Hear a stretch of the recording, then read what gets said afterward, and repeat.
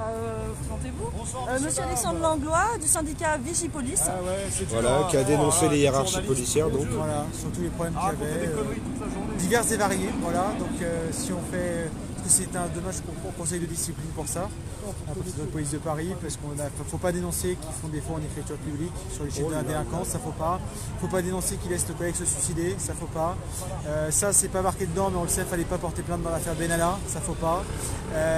Ensuite, on a un médecin dans l'Est de la France qui agresse sexuellement les personnes, les fonctionnaires de police en échange de leur donner leur titre pour pouvoir devenir policier. Ça fallait pas dénoncer. Monsieur Castaner a même répondu en disant j'ai bien lu tout votre dossier avec attention, hein.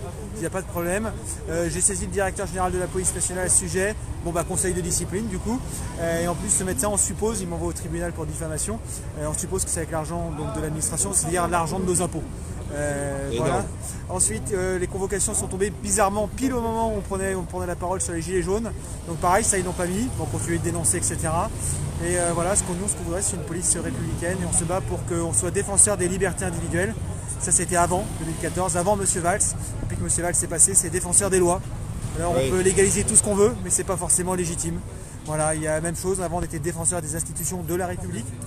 Ça parle un petit peu, et maintenant on est défenseurs des institutions et des intérêts nationaux. Qui nous pense, qui c'est qui définit ça, c'est vachement subjectif. Donc voilà, on aimerait bien revenir des gardiens de la paix, pas des forces de l'ordre. Et encore, il y a une petite dérive qu'ils ont rajoutée l'année dernière, c'était la propagande pour recruter, c'est devenir gardien de notre paix.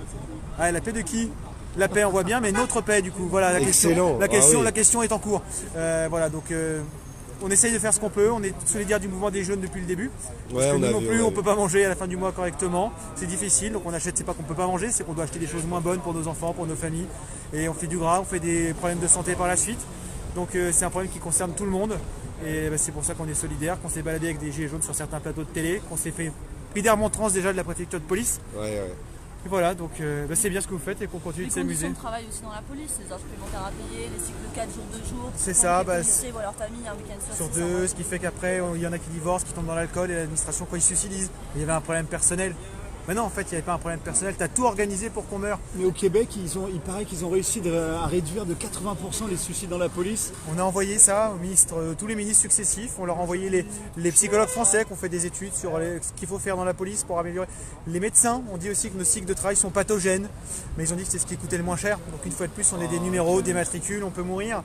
Et au mois de janvier, triste record, 11 collègues qui sont suicidés rien qu'en janvier cette année. D'habitude, c'est un par semaine, là c'était un tous les 2 jours. Dans le 91, je crois qu'il y en a 2 ou 3 déjà, rien que dans notre département. Donc c'est compliqué et après voilà, on arrive à des choses, c'est invivable pour tout le monde. Et du coup, qu'est-ce que vous auriez, qu'est-ce que vous auriez comme conseil pour les gilets jaunes qui ne sont pas policiers ou qui n'ont pas de la famille dans la police, mais par rapport à l'attitude à avoir, la relation à développer avec les forces de l'ordre? Généralement ça se passe très bien, mais quand les gars sont casqués, quand les gars, etc., et vous gazent, etc., et vous matraquent, qu'est-ce que vous pouvez leur dire à ces gilets jaunes-là? Alors déjà, pas rester dans le coin où ça bagarre. Déjà, même si on n'a rien fait, faut mieux être. Ça sert à rien d'être mutilé et innocent. Voilà, faut mieux se dire, je suis dans mon droit, mais c'est pas pour ça qu'il faut rester sur place. C'est comme quand on traverse en tant que piéton au feu vert, piéton, il y a une voiture qui nous percute. On est dans notre bon droit, mais on est mort. Donc je conseille de partir. Il sera toujours temps de revenir, de se regrouper plus loin. La deuxième chose, si jamais il y a des gens qui sont victimes de la police, qui n'avaient rien fait, c'est surtout de ne pas oublier de porter plainte contre X. Parce qu'on fait X, parce que sinon il n'y a que notre collègue de terrain qui est le sommet immergé de l'iceberg, qui des fois n'a pas la formation nécessaire, ça c'est bien souvent, qui est mis là en pâture en fait, comme les gilets jaunes en fait, et la hiérarchie qui permet de sacrifier un policier dans son emploi, qui permet d'avoir un gilet jaune mutilé, ne sera jamais inquiété, ils vont juste changer les gens sacrifiés.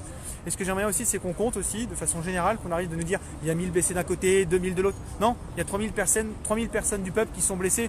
Les mecs qui nous opposent les uns aux autres sont dans des bureaux. Ils savent même pas ce que c'est qu'un LBD. Ils envoient des pauvres se battre contre d'autres pauvres en fait. C'est ça le message. Bah c'est un petit peu ça parce que les fins de mois sont difficiles à boucler. La goutte d'eau qui a fait déborder le vase, c'est l'essence. Et les policiers étaient particulièrement impactés par l'essence, qu'on ne peut pas habiter sur nos lieux de travail pour 2 raisons. Soit c'est trop cher, on n'a pas les moyens, soit c'est les criminels qu'on a arrêtés dans la journée, ce qui pose problème parce qu'ils vont agresser nos familles. Donc on doit aller plus loin. Et les horaires atypiques qui ne permettent pas de prendre les transports en commun. Donc voilà, et après, pauvre contre pauvre, c'est encore vérifié cette année. Monsieur Macron a annoncé qu'il voulait 10 000 policiers en plus sur son quinquennat. Très beau. Le problème, c'est que l'année dernière, 300 postes n'ont pas été pourvus. Cette année, encore 200 postes, parce qu'il ne veut pas payer les policiers. Je ne parle pas des heures sup qui ne payent pas tout court. Ok, et qu'est-ce que vous risquez, vous, du coup, là, avec ces affaires? Alors demain, légalement, rien. Le problème, c'est que légalement, ils ont bien compris que je risquais rien. Donc à chaque fois qu'ils nous ont attaqué au tribunal pour diffamation, ça a été classé sans suite, ou ils ont perdu. Je les ai même fait condamner au tribunal administratif au début d'année dernière pour discrimination et harcèlement.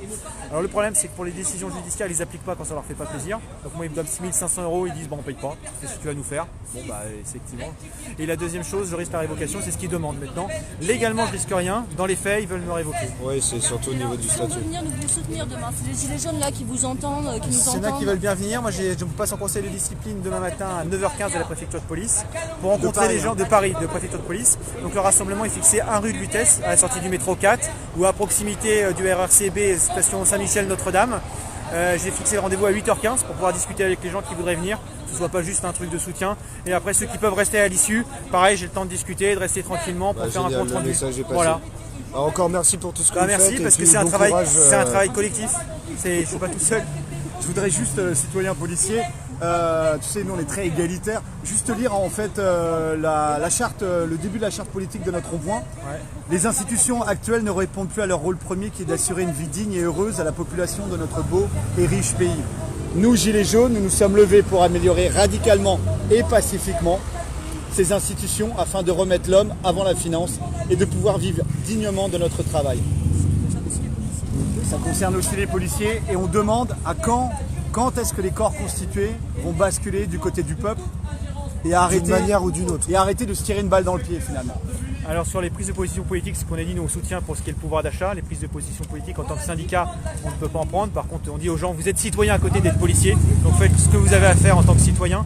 Après, nous ce qu'on attend, c'est ce qu'on dit, c'est ce qu'on espère que le mouvement des Gilets jaunes va durer parce qu'à un moment les policiers ne pourront pas faire tout leur week-end sur le terrain, les heures sup accumulées et voir qu'ils sont pris pour des cons avec des vacations de 20 ou 23 heures en se pissant dessus parce qu'ils n'ont pas le droit de faire de pause, être nourris avec une pomme pote et une bouteille d'eau. Donc on espère qu'à un moment nos collègues vont se protéger leur santé, protéger les gens parce que quand on est fatigué on ne réagit pas de la même façon et ce sera eux qui seront inquiétés. Donc on espère qu'à un moment ils vont aller voir le docteur, qui vont dire docteur je n'en peux plus, je suis au bout du rouleau. Et là, la question qu'on espère que se poseront nos politiques, c'est pas de savoir ils sont tous en arrêt de complaisance. Non, c'est de comment les policiers ils ont tenu jusque-là. Voilà. Donc en fait, il faut juste tenir. À un moment, humainement, les policiers sont des humains. Au bout d'un moment, ils vont lâcher parce que la machine humaine ne peut pas tenir un rythme qu'on nous impose. Tout simplement. Encore merci beaucoup et puis Merci, énorme courage soutien à de vous. notre part.